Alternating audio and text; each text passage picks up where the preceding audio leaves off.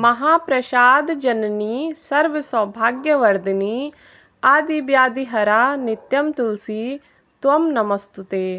अर्थात हे माता तुलसी, आप महान प्रसाद की जननी हैं, सर्व सौभाग्य देने वाली हैं, अर्थात सौभाग्य बढ़ाने वाली हैं। आप प्रतिदिन शरीर की मानसिक कष्टों को दूर करती हैं। हे तुलसी माता, आपको मेरा बारंबार नमस्कार है। प्रिय श्रोताओं को हार्दिक शुभकामनाएं तुलसी विवाह की।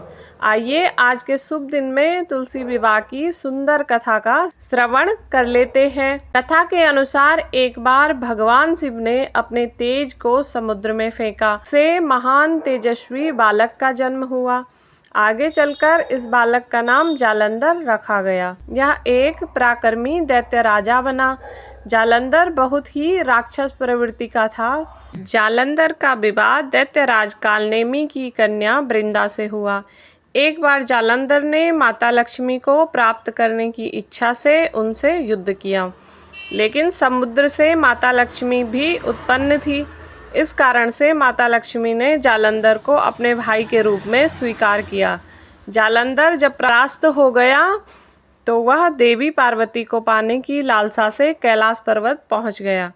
इसके बाद जालंधर भगवान शिव का रूप धारण कर माता पार्वती के पास पहुंचा, लेकिन माता पार्वती ने अपने योग बल से तुरंत उसे पहचान लिया और पार्वती जी वहां से तुरंत अंतर्ध्यान हो गई। वहां जालंधर भगवान शिव के साथ युद्ध करने लगा। देवी पार्वती ने सारा वृतांत भगवान विष्णु को सुनाया। जालंधर की पत्नी वृंदा अत्यंत पतिपरायण थी। उसके पतिव्रता धर्म के कारण उसके पति को खूब शक्तियां प्राप्त थी, जिस कारण से न तो वह मारा जाता था और ना ही पराजित होता था। इसलिए जालंधर का नाश करने के लिए वृंदा के पतिव्रता धर्म को भंग करना बहुत आवश्यक था। इसके बाद भगवान विष्णु एक ऋषि का रूप धारण कर वन में पहुंच गए, जहां वृंदा भ्रमण कर रही थी। भगवान विष्णु के साथ दो राक्षस भी वहां पहुंच गए। देखा कि वृंदा बहुत भयभीत हो गई थी। इसके कारण भगवान विष्णु, जो कि ऋषि का रूप धारण किए हुए थे, उन्होंने वृंदा के सामने पल भर में ही दोनों को भस्म कर दिया। इसके बाद ऋषि से वृंदा ने कैलाश पर्वत पर महादेव के साथ युद्ध कर रहे अपने पति जालंधर के बारे में जानकारी ली और पूछा। ऋषि ने बताया अपने माया जाल से उन्होंने दो वानर प्रकट कर दिए। एक वानर के हाथ में जालंधर का सर था और दूसरे में धड़ था।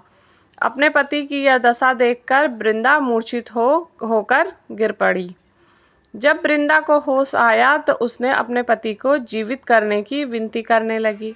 इसके बाद भगवान ने अपने माया से जालंधर का सिर धड़ से जोड़ दिया, लेकिन स्वयं भी वह इसी शरीर में प्रवेश कर गए।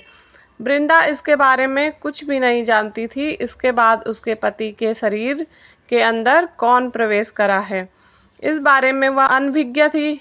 जालंधर बने भगवान के साथ वृंदा ने पतिव्रता का सा व्यवहार किया, अर्थात पति के साथ शयन व्यवहार किया, जिसके कि उसका सतीत्व पूर्ण रूप से भंग हो गया।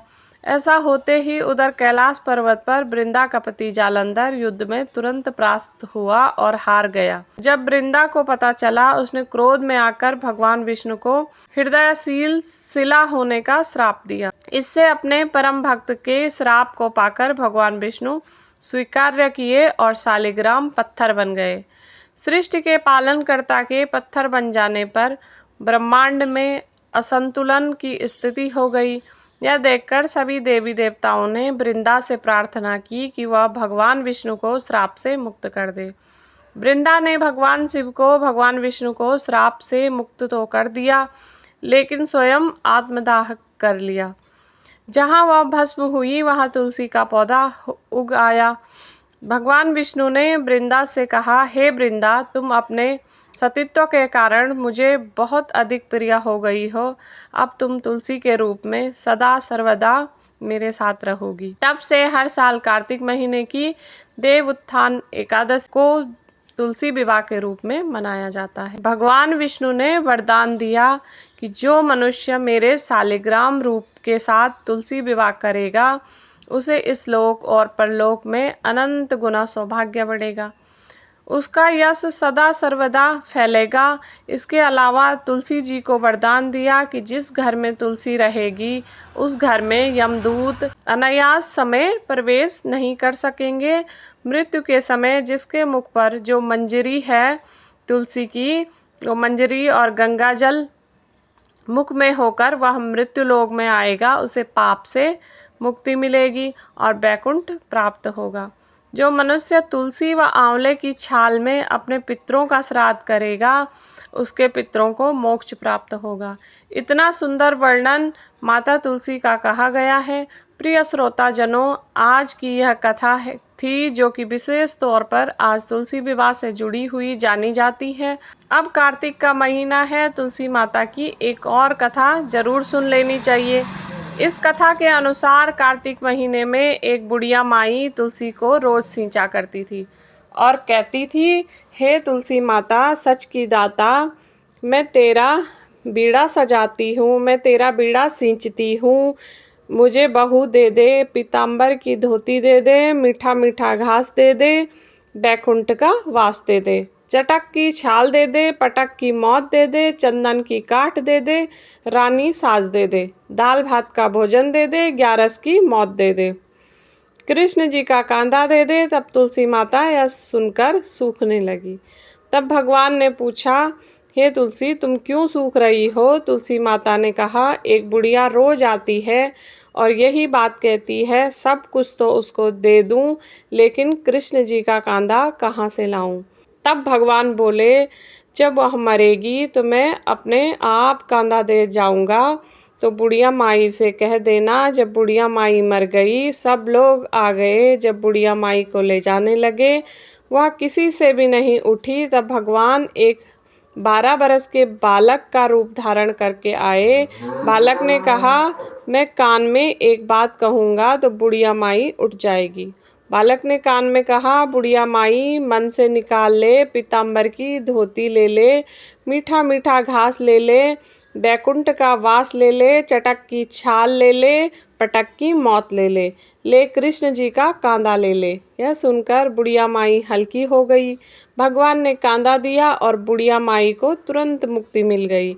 हे तुलसी माता, जैसी बुढ़िया माई को तुमने मुक्ति दी, उसे सुख सौभाग्य दिया, उसी तरह से जो भी भक्त आज इस कथा को सुन रहे हैं, समझ रहे हैं, उनकी इस इच्छा को पूर्ण करना। प्रिय श्रोताजनों, इस तरह से यह तुलसी माता से जुड़ी हुई कथा उनके विवाह की शुभ अवसर पर सुनी जाती है। मैंने आपको सुनाई, आपने सुनी, आपका धन्यवाद और आभार। जरा सा भी वीडियो उचित उपयोगी रहते हैं तो कमेंट बॉक्स में तुलसी माता की जय जरूर लिखिएगा।